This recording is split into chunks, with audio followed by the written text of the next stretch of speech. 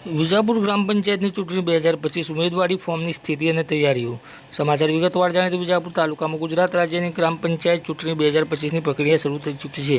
ગુરુવારે 5 જૂન 2025ના રોજ સાંજે 5 વાગ્યા સુધીમાં વિજાપુર તાલુકાની 35 ગ્રામ પંચાયતોની પંચ પદ માટે 16 ઉમેદવારી ફોર્મ અને સામાન્ય સભ્ય પદ માટે 29 ફોર્મ મામલતદાર ચૂંટણી અધિકારી સમક્ષ રજૂ કરવામાં આવ્યા। નોંધનીય છે કે પેટા ચૂંટણી માટે એક પણ ફોર્મ ભરાયું નથી।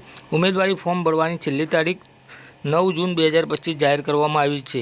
ગુજરાત રાજ્ય ચૂંટણી આયોગ દ્વારા સંચાલિત આ ચૂંટણી પ્રક્રિયામાં મામલતદાર ચૂંટણી અધિકારી તરીકે ફરજ બજાવે છે। જ્યારે રાજ્યની અન્ય ગ્રામ પંચાયતોની જેમ વિજાપુરમાં પણ ચૂંટણીની તૈયારીઓ શરૂ થઈ ગઈ છે। રાજ્ય ચૂંટણી આયોગે આગામી માર્ચ કે એપ્રિલ 2025માં ગુજરાતની આશરે 7000 ગ્રામ પંચાયતની ચૂંટણી યોજવાની તૈયારીઓ શરૂ કરી હોવાની માહિતી સૂત્રો દ્વારા જાણવા મળી રહ્યું છે।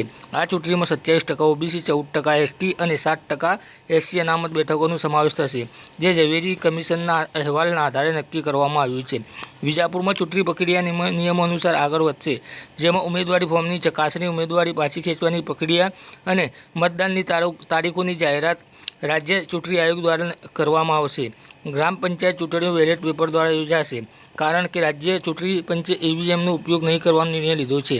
આ ઉપરાંત રાજ્ય સરકાર સમરસ ગ્રામ પંચાયતને પ્રોત્સાહન આપવા માટે પણ પ્રયાસો શરૂ કર્યા છે, જેમાં ગામના વિકાસ માટે સર્વસંમતિથી ઉમેદવારોની પસંદગી પર ભાર મૂકવામાં આવ્યો છે। ગ્રામ પંચાયતની ચૂંટણીમાં સરપંચ અને સભ્યોની ભૂમિકા ગામના વિકાસ અને સ્થાનિક સ્વરાજના સંચાલનમાં મહત્વની હોય છે।